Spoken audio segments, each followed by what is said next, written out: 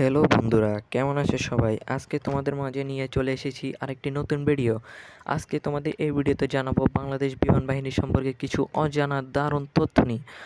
বাংলাদেশ বিমান বাহিনী অর্থাৎ বাংলাদেশ এয়ারফোর্স, এটি দেশের আকাশ প্রতিরক্ষা ও দেশের আকাশের সার্বভৌম রক্ষার জন্য গঠিত হয়।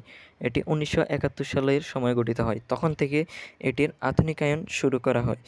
পাকিস্তানি বিমান বাহিনী পরিত্যাগ করে তৎকালীন বাংলাদেশ বৈমানিকগণ ও কারিগরি পেশার সেনা ও পাকিস্তানের ইন্টারন্যাশনাল এয়ারলাইন্স এর বেসামরিক বৈমানিকগণদের নিয়ে এটি গঠিত হয়। তখন মাত্র কয়েকটি বিমান নিয়ে এটি গঠিত হয়। তখন একটি ওটার বিমান, একটি ডাকোটা বিমান ও একটি এলিওয়েট হেলিকপ্টার নিয়ে হিরো ফ্লাইট নামে বাংলাদেশ বিমান বাহিনীর জন্ম শুরু হয়। বর্তমানে এটি অনেকটাই উন্নত ও আধুনিক। প্রথমেই রয়েছে মিগ-29। এটি রাশিয়া থেকে সংগ্রহ করা অত্যাধুনিক মাল্টি-রোড ফাইটার জেট। এটি আধুনিক রাডার ও অস্ত্রে সজ্জিত। বাংলাদেশে প্রায় 8টি মিগ-29 রয়েছে, যা 1999 সালে রাশিয়া থেকে ক্রয় করা হয়েছিল, যার মধ্যে 6টি MiG-19V ও ফাইটার ভার্সন ও 2টি MiG-UV ট্রেনার ভার্সন। বর্তমানে মিগ-29 শব্দের চেয়ে 2.5 গুণ বেশি গতি সম্পন্ন।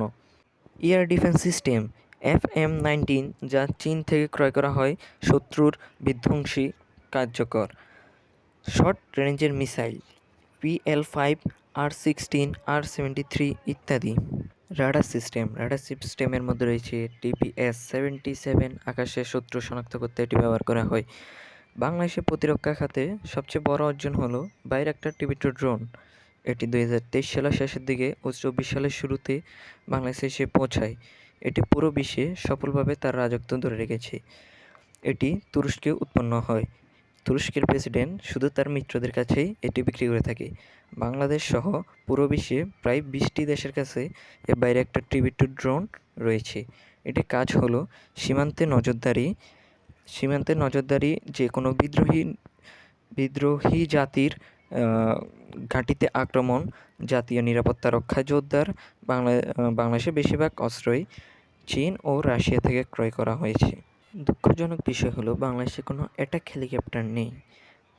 বাংলাদেশে বেশ কয়েকটি মডেলের হেলিকপ্টার রয়েছে, যার মধ্যে BL-26, BL-12, BL-412 এগুলো নতুন নিয়োগপ্রাপ্ত সেনাদের ট্রেনিং ও হালকা উদ্ধার অভিযানে ব্যবহার করা হয়।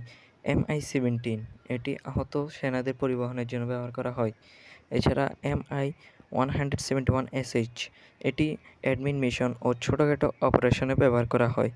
এছাড়াও বাংলাদেশে AW119 আধুনিক রেস্কিউ পরিবহন হেলিকপ্টার রয়েছে। এছাড়া বাংলাদেশে